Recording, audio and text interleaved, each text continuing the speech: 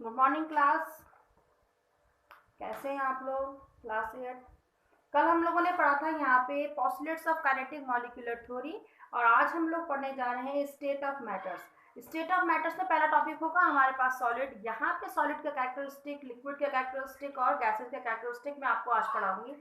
वैसे तो मैं आपसे जनरली पूछती हूँ, पूछूँ बेटा क्लास में सॉलिड लिक्विड और गैसेस क्या होता है, तो मैक्सिमम आंसर होगा मैम जो सॉलिड होता है वो हार्ड होता है, लिक्विड होता है वो फ्लो करता है, और गैसेस होती हैं वो और भी ज़्यादा फ्लो करती हैं, यानी कि एक जगह से दूसरी जगह स्मेल आसानी से फैल जाती है। ये आंसर होगा। लेकिन अब हम जिस आंसर को देंगे वो थोड़ा सीनियर लेवल के हिसाब से देते हैं। हम बात करेंगे यहाँ पर इंटरमॉलिक्यूलर फोर्सेस के बेस पे, बात करेंगे इंटरमॉलिक्यूलर स्पेस के बेस पे। तो चलते हैं। फर्स्ट वन हमारे पास है सॉलिड। सॉलिड की क्या कैरेक्टरिस्टिक होते हैं? इसका एक डेफिनेट मास होता है, यानी आप इसे वजन कर सकते हो, शेप होता है और वॉल्यूम होता है। They have high density. Density समझ लो, डेंसिटी को दे रखा है यहाँ पे मास अपॉन वॉल्यूम। ठीक है, यानी कि एक अगर मैं कॉलम बना कर दूं, एक बिका बना कर दूं, उसके अंदर रखूं इस तरीके से मॉलिक्यूल, तो आप कहोगे कितने ज्यादा मॉलिक्यूल उसके अंदर क्या है, अटैच हो सकते हैं या आ सकते हैं। ठीक है, इंटरमॉलिक्यूलर फोर्स बहुत ज्यादा स्ट्रांग होता है, दिख रहा है तभी तो आपस में क्लोज क्लोज है। दूसरा, इंटरमॉलिक्यूलर स्पेस आपका बहुत कम होता है, बहुत ही कम होता है इसके अंदर। तीसरा दे रखा है they have high rigid and they can not flow. ये रिजिड होते हैं। रिजिड माने होता है जिसको आप बेंड नहीं कर सकते, ये रिजिड होते हैं। रिजिड इसलिए इसके अंदर कोई स्पेस ही नहीं है, जिसमें स्पेस जितना कम होता है वो चीज उतनी ज्यादा रिजिड कहलाती है। ठीक है, it is a slightly expansion. ये थोड़े से एक्सपेंड होते हैं जब हम इनको हीट करते हैं। आपको मैंने क्लास में भी समझाया था बेटा कि जैसे हम लोग एग्जांपल देखते हैं कि जो रेल की पटरी होती है, यानी जो रेलवे ट्रैक होता है, उसमें इस तरीके से दो ट्रैक के बीच में थोड़ा सा गैप को छोड़ा हुआ रहता है। गैप को क्यों छोड़ा हुआ रहता है बेटा? क्योंकि गर्मी के दौरान ऑन समर डेज क्या होता है, हमारा जो आयरन है वो हीट होता है, हीट होने के बाद थोड़ा सा मेल्ट होता है और ये आपस में एक दूसरे से मिल जाता है। ओवरलैप ना हो, कोई एक्सीडेंट ना हो ओवरलैप होने की वजह से, इसलिए यहाँ पे गैप छोड़ रहता है। मैं ये बताना चाह रही हूँ कि सॉलिड चीजें गर्म करने पे एक्सपेंड होती हैं, फैलती हैं, उनका वॉल्यूम थोड़ा सा बढ़ जाता है। ठीक है, it they are incompressible. Incompressible, compress हमेशा उस चीज को किया जाता है जिसके बीच में गैप होता है। इसमें गैप बहुत कम है, इसलिए इसे बहुत ही कम कंप्रेस किया जा सकता है। They have any number of free surface, और इसके बहुत सारे फ्री सरफेस होते हैं। फ्री सरफेस हमेशा उसी को होगा। अगर मैं इसकी बात करूं कि इसके कितने फ्री सरफेस है, 1 और 2 फ्री सरफेस है। ठीक है, लेकिन सेम इसी तरीके से जितनी भी सॉलिड चीजें होती हैं उनके नंबर ऑफ फ्री सरफेसेस होते हैं। ठीक है, इसके बाद आता है आपके पास solid on the basis of kinetic theory के हिसाब से।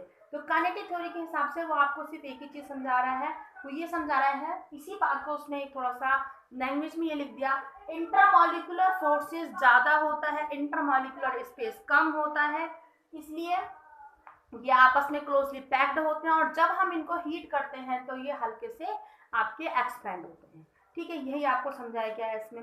नाउ अब लिक्विड के कैरेक्टरिस्टिक कितने, लिक्विड में क्या होता है, इसका डेफिनेट वॉल्यूम होता है, मास होता है, बट क्या इसकी कोई शेप होती है? नहीं होती है। आप लोग क्लास में अलग अलग तरीके की वाटर बॉटल लेके आते हैं, तो सबके वाटर बॉटल की शेप अलग अलग है। जब हम उसमें पानी भरते हो तो पानी उसी तरीके का जो जैसा कंटेनर होता है उसी तरीके की शेप को मेंटेन कर लेता है। यानी कि पानी की अपनी, यानी कि पानी ही नहीं, कोई भी लिक्विड चीज होगी वो क्या बोलते हैं, उसकी अपनी कोई शेप नहीं होती है।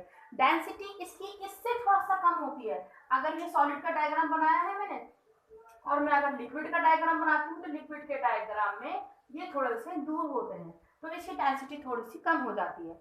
ठीक है, इंटरमॉलिक्यूलर फोर्स थोड़ा सा कम होता है एज कम्पेयर टू सॉलिड, इसमें इंटरमॉलिक्यूलर फोर्स थोड़ा कम होगा।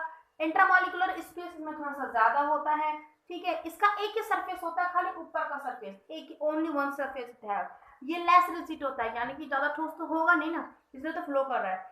इसके अलावा यहाँ पे इन्होंने देखा लिक्विड जितने भी होता है ये आपस में वीक फोर्स से आपस में जुड़े हुए होते हैं, इसलिए ये क्या करते हैं, हायर लेवल से लोअर लेवल की तरफ क्या करते हैं, फ्लो करते हैं। ठीक है, इसके अलावा हमारे पास है लिक्विड के लिए यही दे रखा है इन्होंने यहाँ पे, according to kinetic molecular theory. आपको लिखने के लिए आएगा कि आप काइनेटिक मॉलिक्यूलर थ्योरी के हिसाब से सॉलिड, लिक्विड और गैसेस को एक्सप्लेन करें, तो याद रखना आपने सिर्फ एक ही चीज को बार बार एक्सप्लेन करना है, इंटरमॉलिक्यूलर फोर्स, इंटरमॉलिक्यूलर स्पेस को आप काइनेटिक मॉलिक्यूलर थ्योरी के अंदर डाल देते हैं, तो वो लिख दोगे तो वो अपने आप ही काइनेटिक मॉलिक्यूलर थ्योरी हो जाती है। नेक्स्ट दे रखा है हमारे पास गैसेस के बारे में। व्हाट इज गैसेस बेटा? गैसेस किसको कहते हैं? गैसेस का ना तो कोई शेप होती है और ना ही इसका कोई अपना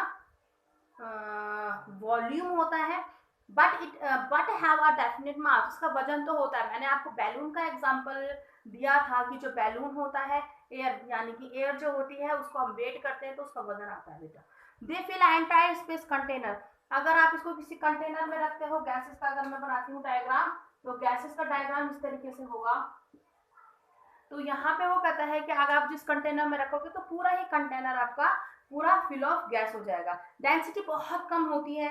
इंट्रामॉलिक्यूलर स्पेस इसका बहुत ज्यादा होता है। इंट्रामॉलिक्यूलर फोर्स बहुत कम होता है। ये प्रेशर तो बिल्कुल भी नहीं होता, ये किसी भी डायरेक्शन में फ्लो करने बैठ जाता है। इसका कोई सरफेस नहीं होता, ये बात आप याद रखेंगे, ठीक है।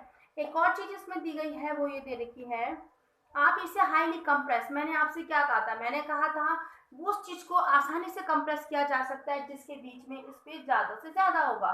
तो आपका क्या आंसर होगा? मैं कहती हूँ which one is a highly compressible, then your answer is gas is a highly compressible because it have a lot of space between the two atoms. Okay, ये आपने गैसेस काइनेटिक थ्योरी के बारे में लिखना है।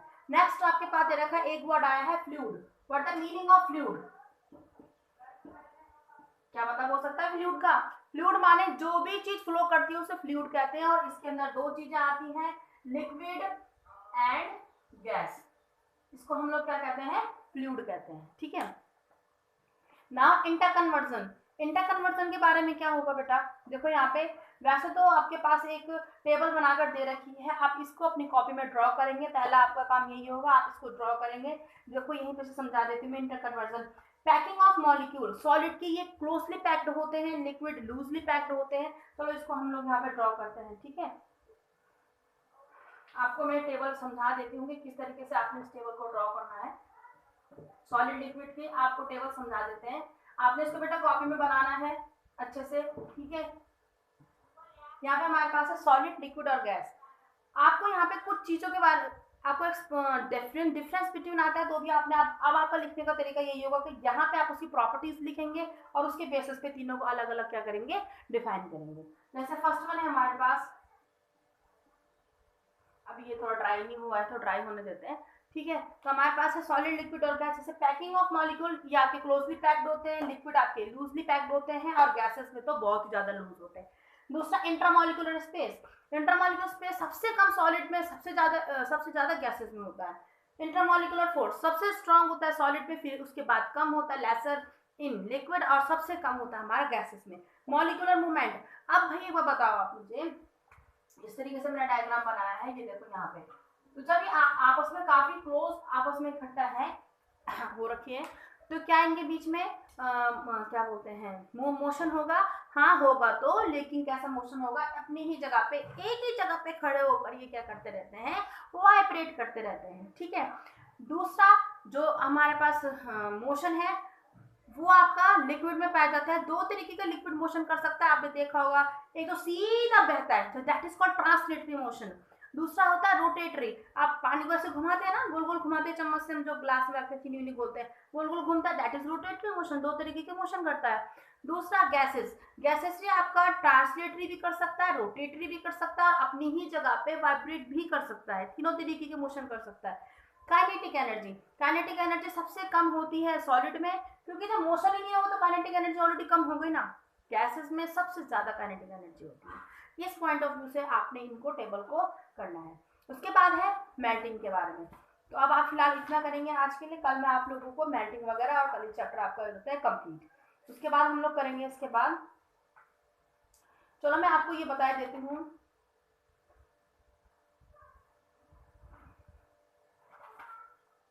ये बना लेंगे आप, उसको ये कर लेंगे बेटा, इंटरकन्वर्जन वाला पॉइंट, ये वाला आप डिफरेंस बिटवीन आपने कॉपी में ड्रॉ कर लेंगे। Melting point, solid into liquid, ये मैं आपको कल बताऊंगी, क्योंकि ये सारा ही टॉपिक एक साथ लेना पड़ेगा, तब जाके आप लोगों की समझ में आएगा। ये सारा टॉपिक एक साथ लेंगे, ठीक है। ओके बेटा, आज के लिए हमारा इतना ही रहेगा, काफी होगा इतना। आप इसकी एक्सरसाइज वगैरह कर लें, फिल अप द ब्लैंक में आता फॉलोइंग वगैरह कर लें बेटा आप लोग। मैं फोटो खींच के भी भेज दूंगी इसके आंसर्स की आपके उसमें ग्रुप में, आप उसे कर लें। Okay, thank you.